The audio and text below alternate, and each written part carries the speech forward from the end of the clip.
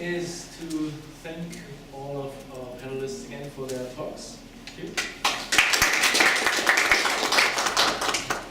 And you have just heard the talks that were focusing on the energy problems that we face by using multimedia sensing and mobile devices, the privacy issues that we are facing in using the data, the problem of energy consumption and user acceptance in reducing it, and the issues of storing data and streaming data in multimedia systems that go to mobile end users.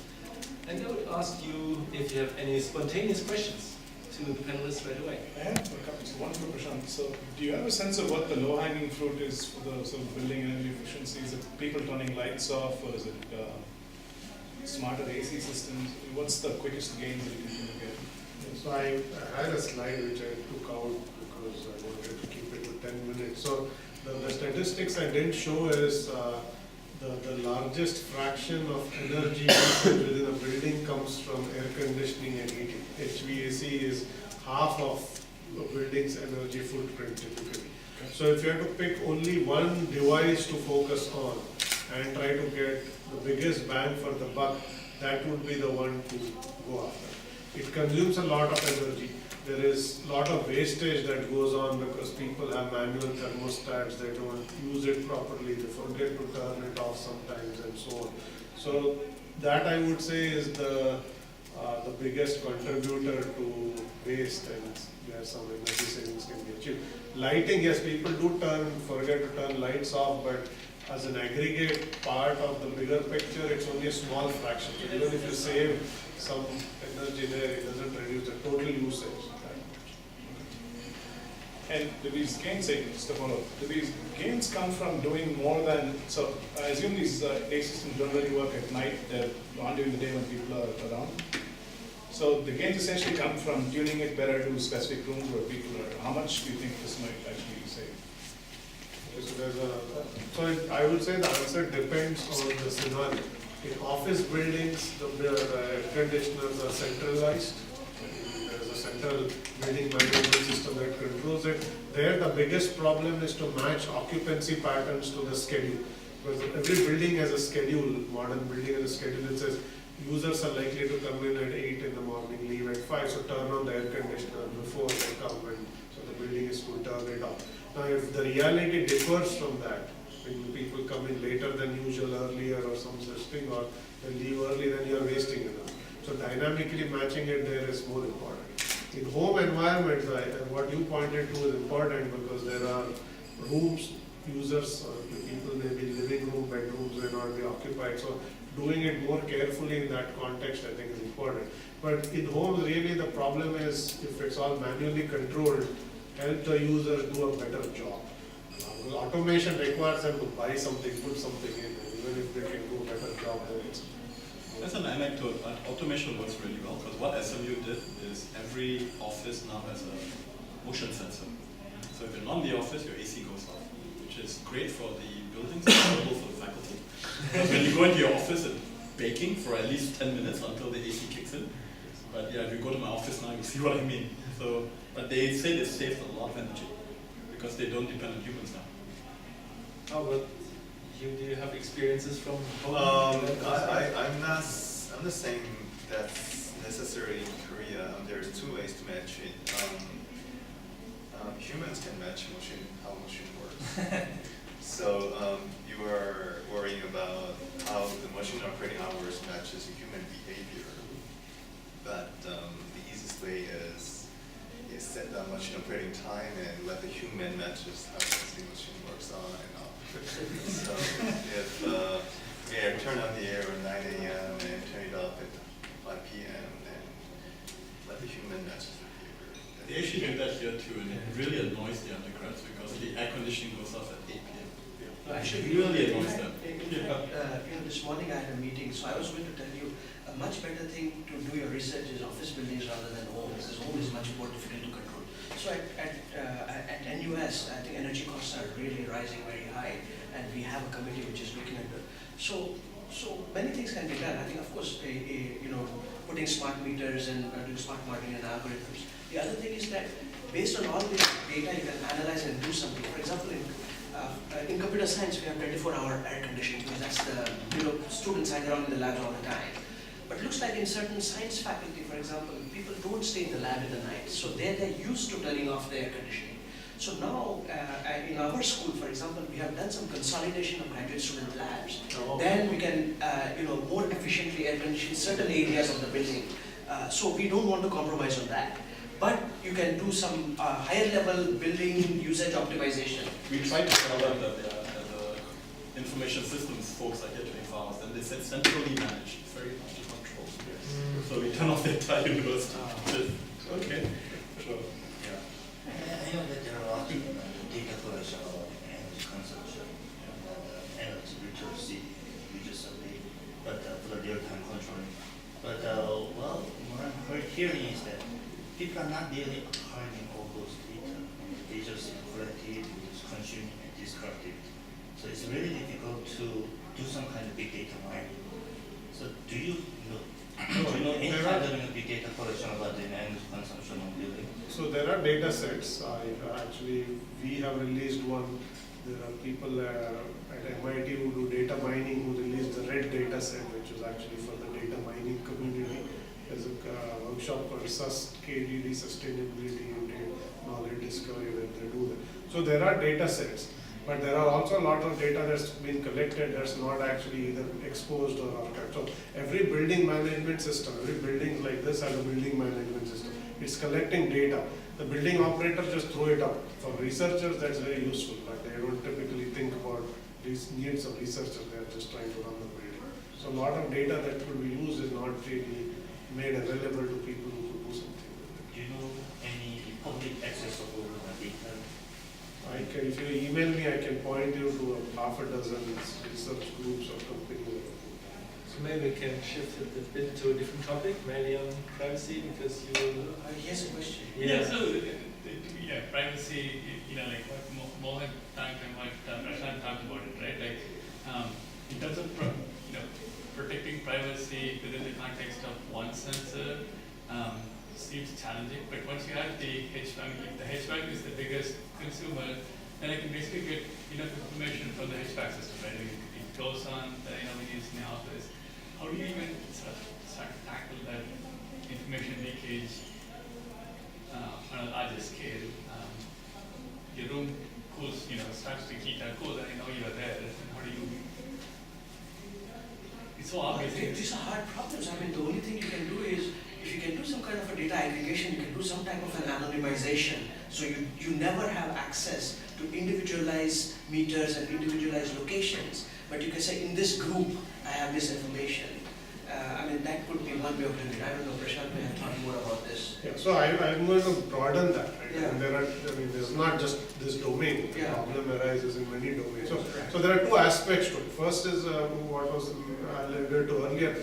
Do people care about privacy in that domain? So if you think about energy, does it matter whether somebody knows I'm home or not? Some people may not care anyway. They publish whatever they want on Facebook, what I had for breakfast. What does it matter if the people know whether they're... So that is one aspect of it. And then there are some people who obviously care. And then how do you do it in a privacy-preserving manner? Very difficult question. Because it depends on what data is collected, how do you mask surveillance, same problem. The parallels are very clear, expand domain. In Facebook, right? I can nominally control who gets access to it, but if your house HVAC comes on, then it's not. Actually, for Facebook, the answer is actually legislation, right? Because you know how many researchers have access to Facebook? Yeah, that's right. You trust all of them. Kind of, at least No, they but pretend. this is real because I think people don't realize how many people have access to the data, and you're trusting everybody that has access to it. Forget HVACs. You know how much data your telco has. I've worked with telcos. They know everything about you. But because they're bound by telecommunication acts in all developed countries, they can't release it.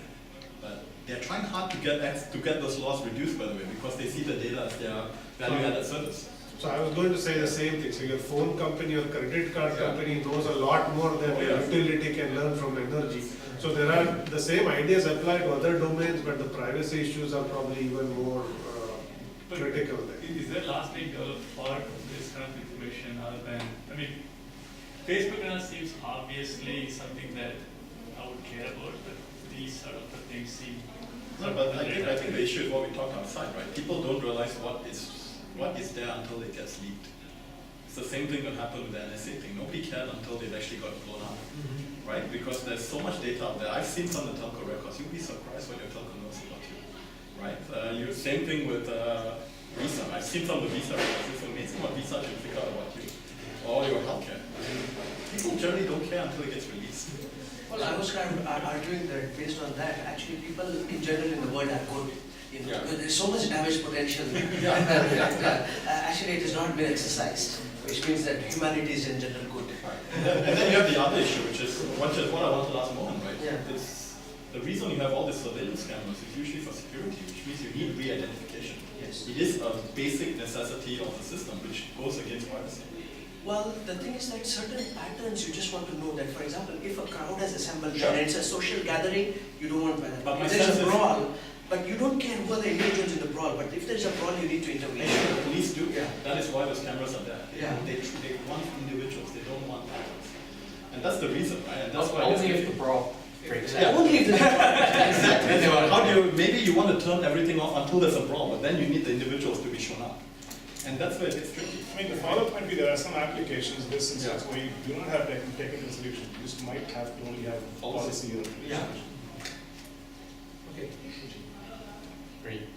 So a comment on the privacy thing. With the video, I used to work with some gait analysis people, and it turns out that if you blur out video, everyone has a very distinctive walk, and you can still like get like Oh, yes. if you watch someone walk, you can blur the video and you still have it. And so one of the issues we have with some of this stuff is that it's very hard to actually control it properly without doing so much damage to it that it's actually useless. The one saving grace that we seem to have with some of this, let me call it over-sensing, if you will, is that, right, you can just get so much of it that... You're overwhelmed. Yeah, there's just so much information you can't do it, right? I think at Ohio State they're doing, they've got like 20 cameras capturing HD around the campus, and they basically keep, like, it's not more than 2 days worth, because they have like this 2 or 3 terabyte disk, and it just fills up, and they just, are going over. So, you can imagine someday in the future we'll just save all of it, right? In which case we have, like, good luck trying to make use of it. And I think the biggest challenge we face is actually, right, I think our ability to actually gather data is actually, we can gather as much data as we want, but we actually make good use of it, right? So Prashant is trying to do that, which is like, we need to figure out ways to make it more usable by people, right? So actually, you point out to one of the things is that what you're suggesting right now is a forgetting policy which is dumb, that it's 3 days old, just forget it. Actually, you need a smart forgetting policy, because you should, blanket forgetting everything is not a good idea. You may wish to retain certain things, which can potentially be useful in the future. Yes. Right? So smart forgetting, but nobody knows what is smart forgetting. This is the thing is, if you, One more thing is, it's not about not precisely about the privacy, but in Korea there is a phone company, big phone companies. And if you look at the access point, then you can capture what type of ages is gathered around in a certain subway station for hourly basis in every day. For example, in Saturday from 5 p.m. to 9 p.m. In some Gangnam subway station, like age from 19 to 24, and their background, they live in a certain geographic area. So in our country, there was some debate whether we have to let them sell those information or not because they're phone company. So it's beyond the privacy issue, but there has to be regulation on that, and it's continuously just going on. The other thing related to what you said is the other thing that helps us is that the data is owned by different people, and they don't talk to each other. I mean, one example that's sad that's going on right now is 777 is gone missing and nobody can find it because the data is owned by so many different people. I'm sure the data is in there somewhere. They just don't want. They just can't figure out a way to share it and combine it together. Right? like Target is a chain store in the U.S. right? They record every single transaction, everything you purchase. And it's actually helped us great, because, you know, my wife is like, hey, they didn't give me this, or they double charged me. And so you call them and you say, hey, they charged me 3 times for this and I only bought 2. And they're like, oh, really? Well, go check the video. And literally like 3 days later, they call you back and say, yes, we saw that you only got 2. We're crediting your account for the 3rd. We're like, that's big. So we've done things with coupons. My wife does this stuff. I don't shop, but she said, you didn't give me the $10 off this $50 I spent. And they're like, well, let me go check and see that you handed the coupon to the... Sure enough, she had, yeah, we got the $10 back, which was, you know, so clearly they're holding on, they're sitting on this, like, huge amount of information, and I think you're right. As long as they're sitting on it, it's okay. If they start sharing it with Walmart, Amazon, and things like this, I mean, it's going to get ugly. But this was the other thing that didn't show on my slides. One of the lessons we learned in Slide Labs, I actually have 5 lessons. One of them is participation. To get people to participate, it turns out it's not assailing their privacy concerns, it's convincing them that they're getting value for their data. You have to give them value for the data, and clearly Target is doing that. Well, no, I think you have to guarantee that you're not going to screw up giving your data, right? Because, I mean, Target took a huge hit. You see, yes and no. You have to, you can't screw up too badly. That's what I'm saying. Okay, yes. You still give them value, because like Facebook has screwed up so many times. Yeah. Right, big time. But people still use it because they give amazing value. So it's not like you can't screw up. You can't screw up too badly. There is a startup company in Korea which evaluates the information you give out. So if I use a credit card and if I use buy some stuff, and then I'm giving out my information. So that company is actually trying to evaluate the dollars of the information I'm giving out. So Yeah. But in the system that you presented, there's also a lot of privacy issue in the content that you're actually reducing by understanding what people are uploading, right? that is right.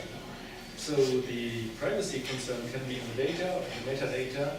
It can be in the sensing or in the use. I find the idea that, well, as long as they don't do anything wrong with it, it's a bit dangerous because it can go wrong on so many levels. So I had actually came to this question in your talk. What is going to be the most important part in terms of information in multimedia sensing? Is it the event-based, the small data sets, the meta information, or is it actually the content itself that comes out of video streams, audio streams, and other, well, high volume data? There are 2 types of video content, I'd say. One is commercial data, it's a video title. Okay, it's professionally created, and it's copyrighted and stuff like that, and people watches it. And then the other part is the personal media recordings, like birthday party or my presentation or something. And those 2 are very, very different distribution styles. So I think they are treated very differently in terms of caching, in terms of indexing. So. But I want to also, in terms of energy consumption, your example that you mentioned was on the simple sensors, right? And how the energy consumption moved into the processing part. I think fundamentally, this is, all of us are probably saying the same thing, that if you're going to collect data, fundamentally there's 2 problems, right? One is energy. Energy will be there first and foremost. Second will be the usability. And usability will come in with user factors, right? Whether it's privacy, whether it's ease of use, something. Those 2 things have to go hand in hand. I think right now people are only looking at one or the other. And you have to look at them together. You have to look at the energy to get it and the use you're getting from it. And they have to match. Because if they're not synced, somebody's going to complain, right? And that is, those 2 things have to be combined together. And unfortunately, they are complex spaces. Both of them are incredibly complex spaces, and then the intermingling makes it worse. And then you have heterogeneity, which makes everything just blow up, right? Across people, across devices, across sensors, everything. Different in different domains. Yeah. Answers. Even for your smart home and smart energy, I don't know whether you should optimize at a device level, at a room level, at a building level, or at a block level, or a city level. I think there are multiple levels of optimizations possible. And whether an optimization of a certain scale interferes with optimization of some other scale, I don't know. I think that's a good question. People are thinking and looking at it, and we have done some work on that also. So the answer also depends on what you are trying to optimize. So some things are best optimized by your utility company. Okay. Which houses to put on a transformer so the transformer doesn't overload. Not everybody, if everybody starts their air conditioner at the same time, they haven't sized it properly, it is going to get overloaded. And there are other things that you can do at a home level that make the most sense. But to get users to do something, you have to incentivize them. Nobody is going to go and buy sensors and put them in the home and then you pay $300 to buy this device. And then you get a nifty display and a phone app and your bill is going down by $2 a month. So you're not recovered anything. I mean, it's a cool toy, it's not giving you real value. So there are all these problems that occur saying, who should make the investment? Where should you solve this problem? So, the same token, who is the stakeholder in your energy minimization scheme? Is it like a utility company or is it? Which one is the data collection? No. The stakeholder means that who are the most interested party? Right. So I would say there are different stakeholders. It depends on what, again, the same point, what problem you're trying to solve. The utility companies have something at stake in terms of ensuring that there's sufficient generation to meet the demand. In developing nations, when the demand exceeds supply, you have blackouts, and that people don't want. So utility companies have a stake in trying to get people to reduce the usage during peak. So that's one. Now you can also make users stakeholders and users by providing the pricing scheme. Unfortunately, the electricity pricing schemes are flat in many countries. Right. So there is no reason for me to defer anything to the night. I'm not saying it. Why should I increase my inconvenience? Right. So you can incentivize it by putting other pricing schemes, but that requires more complexity. That's very interesting. Right, because in Korea, the charging system is flat for university, so there is no incentive for them to save. So the charging mechanism is one of the key factors that derive the entire system. So I think for industrial manufacturing users, it is not flat, but for residential users, it is flat. So residential users have no incentive to do it. But others do have the pricing schemes. Right. In the same token, here I heard that here in the States or for other country, unless individual data center or unless individual box has its own energy meter, there's no way to control the individual consumption of the server. So in Korea, the IDC does not provide the energy meter for individual racks or anything. So there's no incentives for them to do their best to minimize their energy consumption. So, Yeah, so I think we have to wrap up. And I just want to take a quick last round. What do you think that this committee should focus on for research into mobile multimedia sensing in the next couple of years? I would suggest heterogeneity. If you want solutions to be used for real, just realize that there's more than one device and there's more than one sensor, there's more than one user. It's easy to write research papers, but you won't get it deployed otherwise. If you don't handle heterogeneity. There's a lot of personal sensing going on, and I think including Google Glass is interesting. I mean, the skeptics who say Google Glass will never take off, and say they will take off. But I think all of us carry mobile phones with a lot of sensors, and I think there are a lot of issues related to this. So I would say focus on that. for me, I'll focus on the software aspect of energy consumption. So far, every software technology is for improvement that they don't care about.